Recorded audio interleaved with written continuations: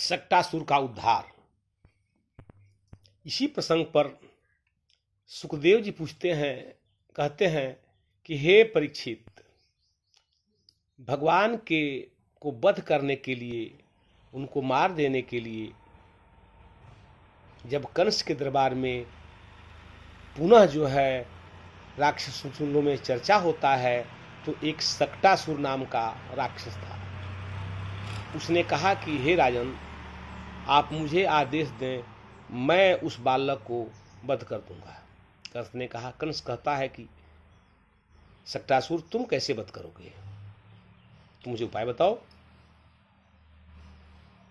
इस बात पर सक्टासुर ने कहा कि मैं एक सकट हो कहते हैं गाड़ी का पहिया, यानी गाड़ी भी कहा जाता है, कठई गाड़ी, उसको सकट कहा जाता है।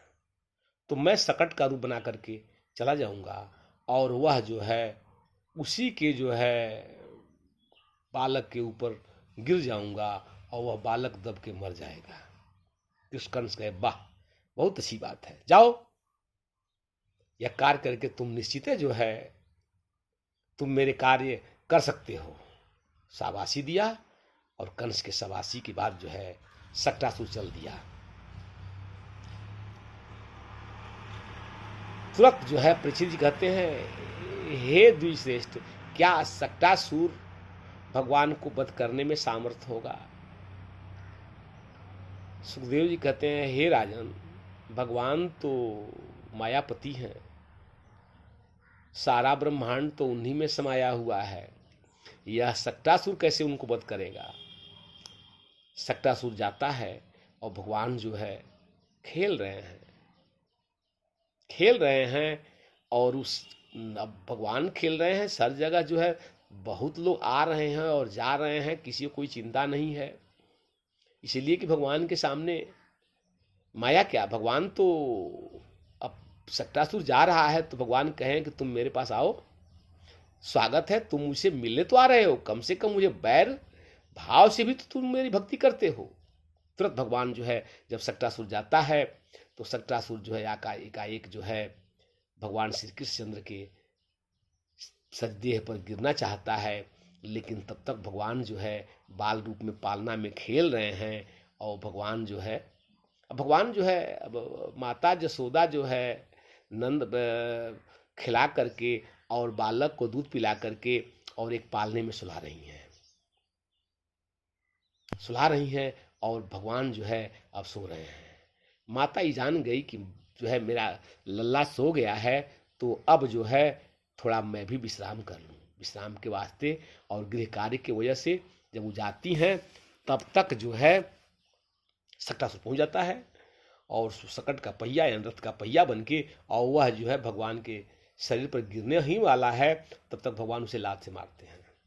जैसे वो लात से मारते हैं तो इतनी जोर से आवाज होती है और वह सकट जो है पूरा टुकड़ा टुकड़ा होकर के और पूरा जो है नंद बाबा के जो है दरवाजे पर और उनके घरों में जो है छिड़ जाता है, विदीर्ण हो जाता है, टुकड़ा टुकड़ा होकर के।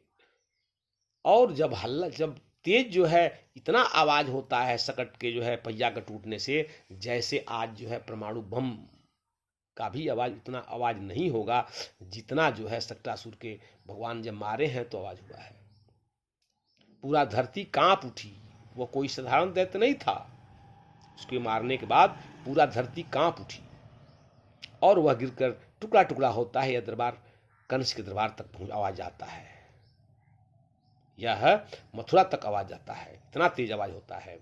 सब दौड़ के आते हैं ग्वाल बाल और सब जो है जदवंशी पहुंचते हैं और देखते हैं तो इस सकट का पहिया यहाँ तो था ही नहीं।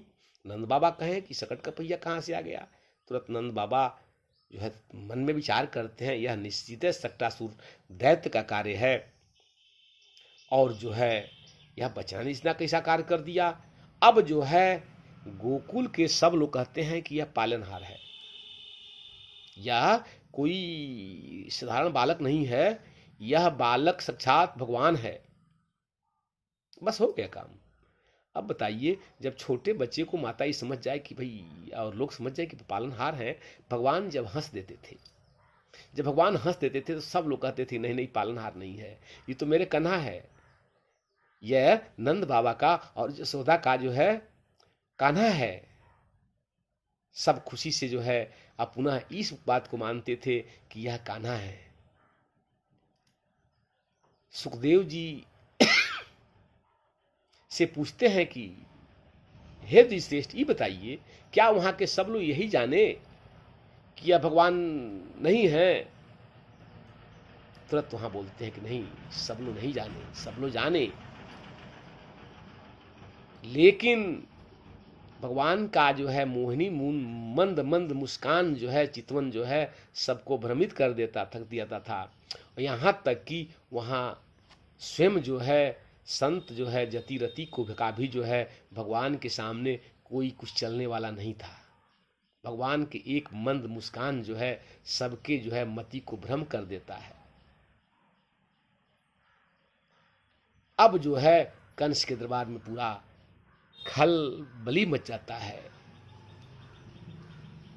तुरंत जो है पूछते सुखदेव जी कहते हैं कि हे परीक्षित, आज जो है वह पूर्व जन्म में यह सक्टासुर भी कोई साधारण दैत्य नहीं था, बहुत बड़ा दैत्य था और यह बड़ा पराक्रमित था, लेकिन वो भी नहीं रहा, उसको भी अपना शरीर छोड़ के चला जाना पड़ा।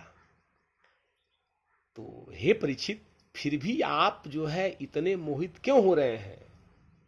अपने इस जो है शरीर से जो है भौतिक सुख से नाता तोड़िए। यह शरीर जो है किसी का नहीं है, यह तो मात्र वस्त्र है। आज आपके पास है, कल किसी दूसरे का होगा, कल किसी तीसरे का होगा। यह जो है मनुष्य के आज मनुष्य बन के हैं, कभी अपने कर्म के अनुसार भांति भांति के जन्मों में जाना पड़ेगा। सो मोह को त्यागिए। जय श्री कृष्ण।